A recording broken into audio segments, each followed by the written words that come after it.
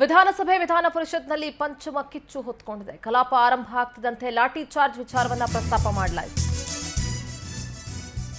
ಉಭಯ ಸದನಗಳಲ್ಲಿ ಪಂಚಮದ ಕಿಚ್ಚು ಹೊತ್ತುಕೊಂಡಿದೆ. ಕಲಾಪ ಆರಂಭ ಆಗ್ತಿದ್ದಂತೆ ಲಾಠಿ ಚಾರ್ಜ್ನ ಪ್ರಸ್ತಾಪ ಆಯಿತು. ಲಾಠಿ ಚಾರ್ಜ್ ವಿಚಾರವನ್ನ ಬಿಜೆಪಿ ಸದಸ್ಯರು ಪ್ರಸ್ತಾಪಿಸಿದ್ರು. ಪ್ರಶ್ನೋತ್ತರ ಕಲಾಪದ ಬಳಿಕ ಅವಕಾಶ ಅಂತ ಸಭಾಪತಿಗಳು ಹೇಳಿದ್ರು. ಇಲ್ಲ, ಈಗಲೇ ಅವಕಾಶ ಮಾಡಿಕೊಡಿ ಅಂತ ಬಿಜೆಪಿ ಸದಸ್ಯರು ಪಟ್ಟು ಹಿಡಿದ್ರು. ಎಲ್ಲದಕ್ಕೂ ಕೂಡ ಉತ್ತರ ಕೊಡ್ತೀವಿ, ಸಮಾಧಾನದಿಂದಿರಿ ಅಂತ ಸಿದ್ದರಾಮಯ್ಯನವರು ಹೇಳಿದ್ದಾರೆ. ಇದು ಲಿಂಗಾಯತ ಸಭಾಪತಿಗಳೇ ಇಲ್ಲ, ಇದು ಇಡೀ ರಾಜ್ಯದ ಲಿಂಗಾಯತ ಸಮುದಾಯಕ್ಕೆ ಮಾಡಿರ್ತಕ್ಕಂಥ ಇದು ಲಿಂಗಾಯತ ಸಮುದಾಯಕ್ಕೆ ಮಾಡಿರ್ತಕ್ಕಂಥ ನಿಮಗೇನು ಕೇಳೋ ಸೌಜನ್ಯ ನೋಡಿ. ಯಾಕೆ ಮಾತಾಡ್ತೀರಿ? ಎಲ್ಲರೂ ಯಾಕೆ ಮಾತಾಡ್ತೀರಿ? ನೀವ್ ಯಾಕೆ ಮಾಡಿ ಕೆಲಸ ಮಾಡ್ತೀರಿ? ನೀವ್ ಯಾಕೆ ನಾನು ಕೆಲಸ ಮಾಡ್ತೀರಿ? ಕುತ್ಕೊಳ್ರಿ. ನೋಡಿ ಇವರೇ, ರವಿಕುಮಾರ್ ಹುಡುಗಾಟಿಗೆ ಮಾಡ್ಬೇಡಿ. ನಾನು ಹೇಳ್ತೀನಿ ಕೇಳಿ. ಕ್ವಶನ್ ಅವರ್ ತಗೊಳ್ತೀನಿ, ಆಮೇಲೆ ಮಾತಾಡ್ ಕೊಡ್ತೀನಿ. ಇಲ್ಲ ತಗೊಳ್ಳೋದಿಲ್ಲ, ನಾ ಸ್ಪಟ್ ತಗೊಳ್ಳೋದಿಲ್ಲ. ಕ್ವಶನ್ ಅವರ್ ತಿಪ್ಪೇಸ್ವಾಮಿ ನಾ ಮುಂದೆ ಹೋಗ್ತೀನಿ. ನೋಡಿ ತಿಪ್ಪೇಸ್ವಾಮಿ ಕ್ವಶನ್ ಕೇಳಿ. ತಿಪ್ಪೇಸ್ವಾಮಿ ನೋಡ್ರಿ, ನಾ ತಗೊಳ್ಳೋದಿಲ್ಲ. ನಾ ನಿಮ್ಗೆ ಹೇಳಾಕತ್ತೀನಿ, ಸ್ಪಟ್ ತಗೊಳ್ಳೋದಿಲ್ಲ. ಕ್ವಶನ್ ಅವರ್ ರೇಸ್ ಮಾಡಿ ಹೇಳ್ತೀನಿ. ನಾನು ಕ್ವಶನ್ ಮುಗಿಬಿಟ್ಟ ಏನ್ ಮಾಡಂಗಿಲ್ಲ. ಕ್ವಶನ್ ಅವರ್ಸ್ ಮುಗಿದ ನಂತರ ಪ್ರಶ್ನೆ ಬಿಡಪ್ಪ. ಅಲ್ಪಸಂಖ್ಯಾತ ಬಹುದು ಸರ್, ಇದನ್ನ ಮಾಡಬೇಡಿ. ಈಗ ನಡೆಸಂತ ಬೇಡ ನನಗೆ.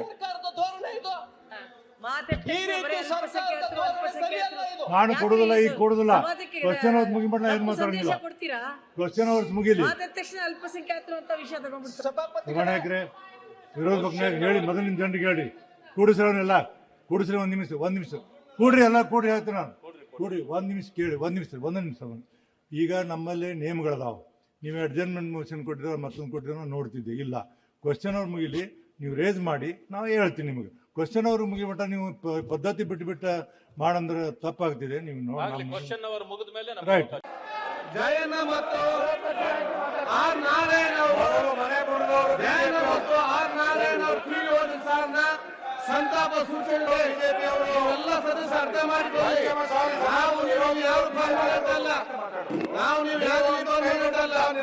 ನಾಳೆ ನಾವು ಪರಿಸ್ಥಿತಿಗೆ ನಿಮ್ಮ ಸಂತಾಪ ಬಂದಾಗ ಮತ್ತೆ ಇಲ್ಲಿ ಯಾರು ಮಾತ್ರ ಏನಾಗುತ್ತೆ ವಿಚಾರ. ಸಂತಾಪ ಸೂಚನೆ ಸ್ವಲ್ಪ ಗೌರವ ಕೊಡದ ಕೆಲಸ ಮಾಡಿ. ಮತ್ತೆ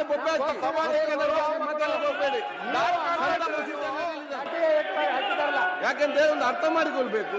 ಹಿರಿಯ ಸದಸ್ಯರು ನಿಮ್ಮಾಗೆ ಇಲ್ಲಿ ಬಂದು ಕೂತ್ಕೊಂಡಾಗೆ ನಿಮ್ಮಾಗೆ ಇಲ್ಲಿ ಬಂದು ಕೂತ್ಕೊಂಡವರು ಜಯನ ಮತ್ತು ಆರ್ ನಾರಾಯಣ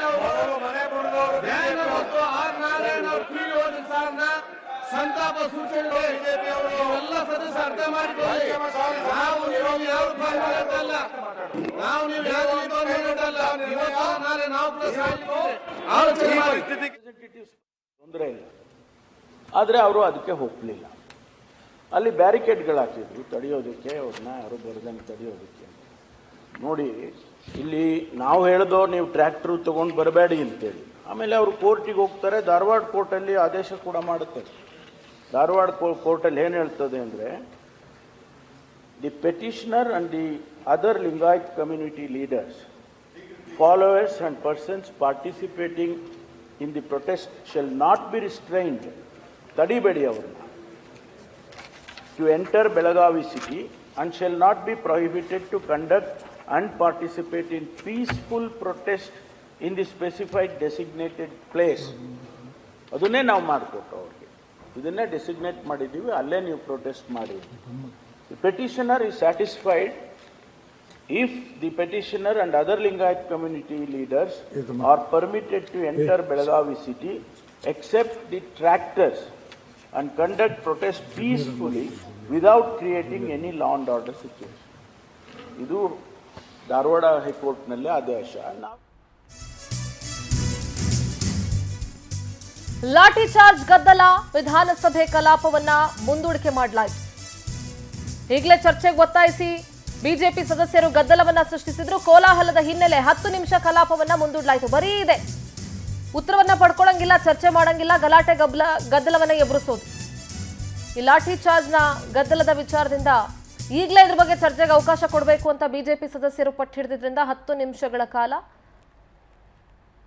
ಕಲಾಪವನ್ನ ಮುಂದೂಡಲಾಯಿತು.